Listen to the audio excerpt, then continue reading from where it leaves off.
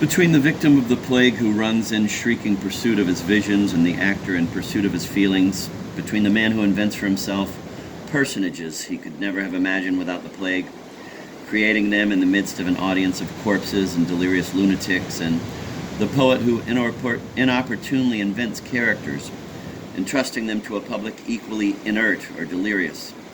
There are other analogies which confirm the only truths that count and locate the action of the theater, like that of the plague, on the level of a veritable epidemic.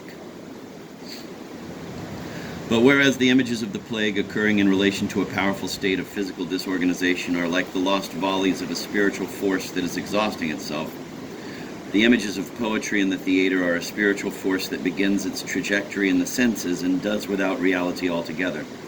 Once launched upon the fury of his task, an actor requires infinitely more power to keep from committing a crime than a murderer needs courage to complete his act. And it is here, in its very gratuitousness, that the action and effect of a feeling in the theater appears infinitely more valid than that of a feeling fulfilled in life.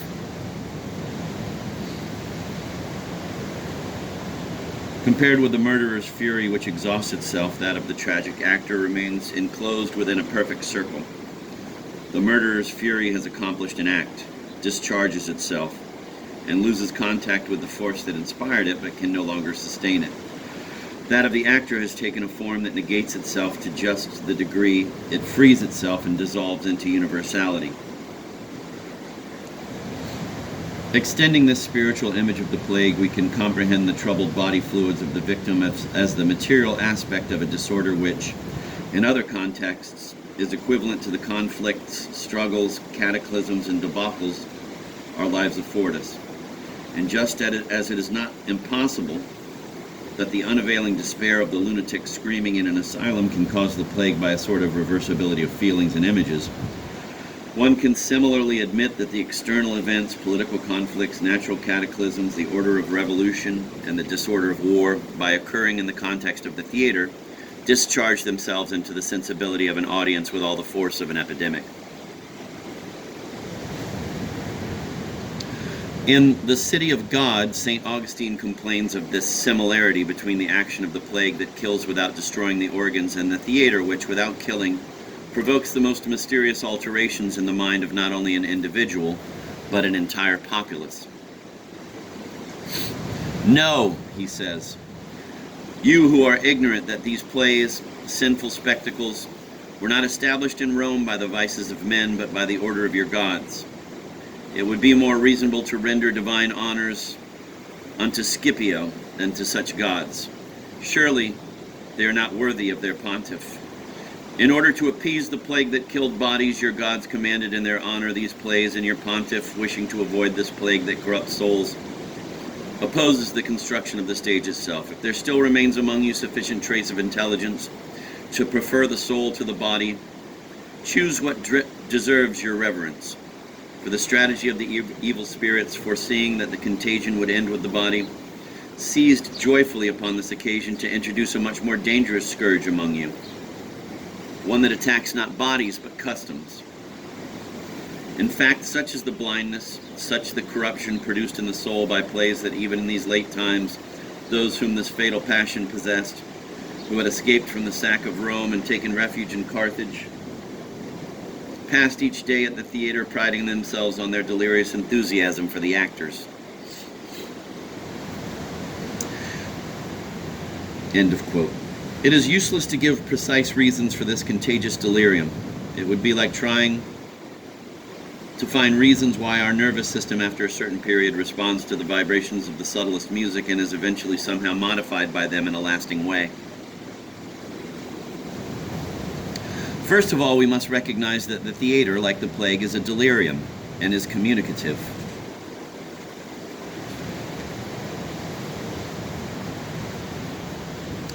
The mind believes what it sees and does what it believes. That is the secret of the fascination. Nor does St. Augustine's text question for one moment the reality of this fascination. However, there are conditions to be rediscovered in order to engender in the mind a spectacle capable of fascinating it, and this is not a simple matter of art. For if the theater is like the plague, it is not only because it affects important collectivities and upsets them in an identical way. In the theater, as in the plague, there is something both victorious and vengeful.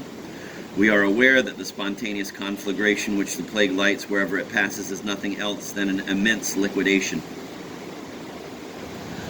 A social disaster so far-reaching, an organic disorder so mysterious, this overflow of vices, this total exorcism which presses and impels the soul to its utmost, all indicate the presence of a state which is nevertheless characterized by extreme strength and in which all the powers of nature are freshly discovered at the moment when something essential is going to be accomplished.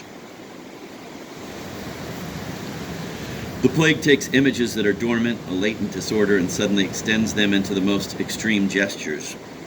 The theater also takes gestures and pushes them as far as they will go. Like the plague, it reforges the chain between what is and what is not, between the virtuality of the possible and what already exists in materialized nature. It recovers the notion of symbols and archetypes which act like silent blows, rests, leaps of the heart, summons of the lymph, inflammatory images thrust into our abruptly wakened heads.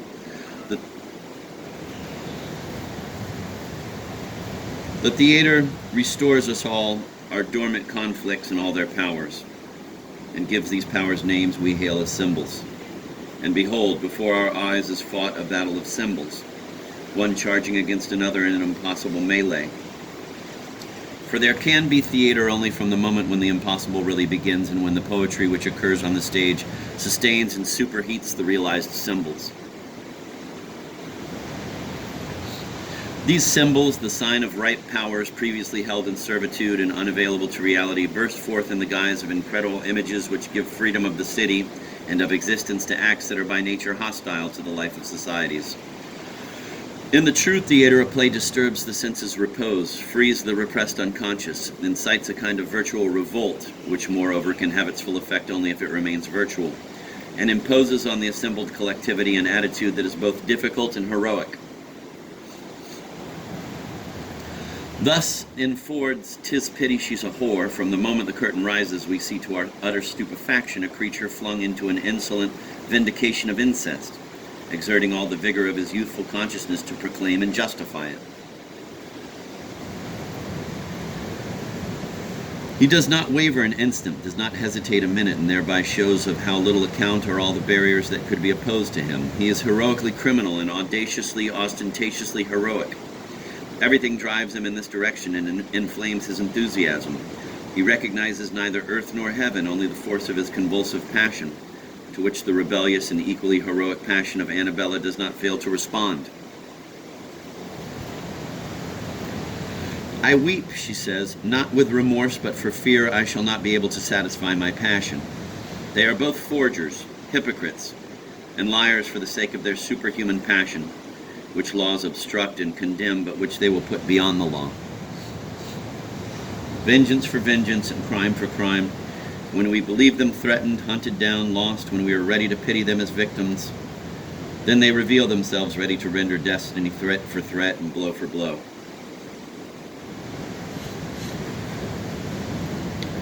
With them we proceed from excess to excess and vindication to vindication. Annabella is captured, convicted of adultery and incest, trampled upon, insulted, dragged by the hair, and we are astonished to discover that far from seeking a means of escape, she provokes her executioner still further and sings out in a kind of obstinate heroism.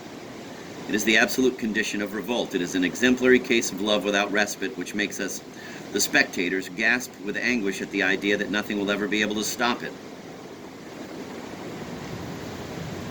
If we desire an example of absolute freedom in revolt, Ford's Annabella provides this poetic example bound up with the image of absolute danger. And when we tell ourselves we have reached the paroxysm of horror, blood, and flouted laws of poetry which consecrates revolt, we are obliged to advance still further into an endless vertigo. But ultimately we tell ourselves there is vengeance, there is death for such audacity and such irresistible crime. But there is no such thing. Giovanni, the lover, inspired by the passion of a great poet, puts himself beyond vengeance, beyond crime, by still another crime, one that is indescribably passionate, beyond threats, beyond horror, by an even greater horror, one which overthrows at one and the same time law, morality, and all those who dare set themselves up as administrators of justice. A trap is cleverly set, a great banquet is given where among the guests hired ruffians and spies are to be hidden, ready at the first signal to throw themselves upon him. But this hero, cornered, lost, and inspired by love, will let no one pass sentence on this love. You want, he seems to say, my love's flesh and blood. Very well, I will throw this love in your face and shower you with its blood, for you are incapable of rising to its height. And he kills his beloved and tears out her heart as if to feast upon it in the middle of a banquet where he himself is the one whom the guests had hoped to devour. And before being executed, he manages to kill his rival, his sister's husband, who has dared to come between him and his love, and dispatches him in a final combat which then appears as his own spasm of agony.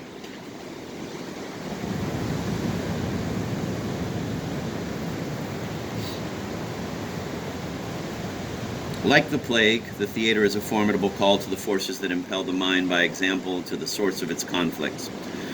And it is evident that Ford's passional example merely symbolizes a still greater and absolutely essential task.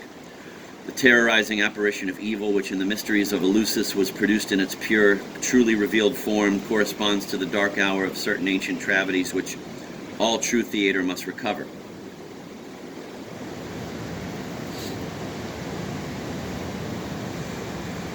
If the essential theater is like the plague, it is not because it is contagious, but because, like the plague, it is the revelation, the bringing forth, the exteriorization of a depth of latent cruelty, by means of which all the perverse possibilities of the mind, whether of an individual or a people, are localized. Like the plague, the theater is the time of evil, the triumph of dark powers that are nourished by a power even more profound until extinction. In the theater, as in the plague, there is a kind of strange sun, a light of abnormal intensity by which it seems that the difficult and even the impossible suddenly become our normal element. And Ford's play, like all true theater, is within the radiance of this strange sun. His Annabella resembles the plague's freedom, by means of which, from degree to degree, stage to stage, the victim swells his individuality and the survivor gradually becomes a grandiose and overwhelming being.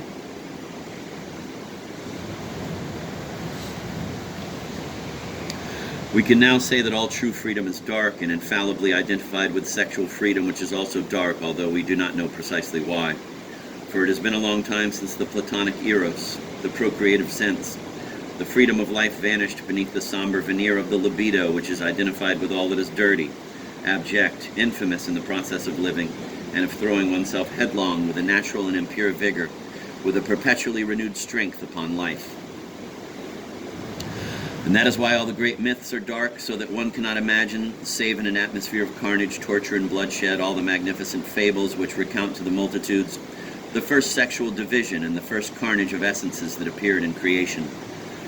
The theater, like the plague, is in the image of this carnage and this essential separation. It releases conflicts, disengages powers, liberates possibilities, and if these possibilities and these powers are dark, it is the fault not of the plague nor of the theater, but of life. We do not see that life as it is and as it has been fashioned for us provides many reasons for exaltation. It appears that by means of the plague, a gigantic abscess, as much moral as social, has been collectively drained, and that like the plague, the theater has been created to drain abscesses collectively.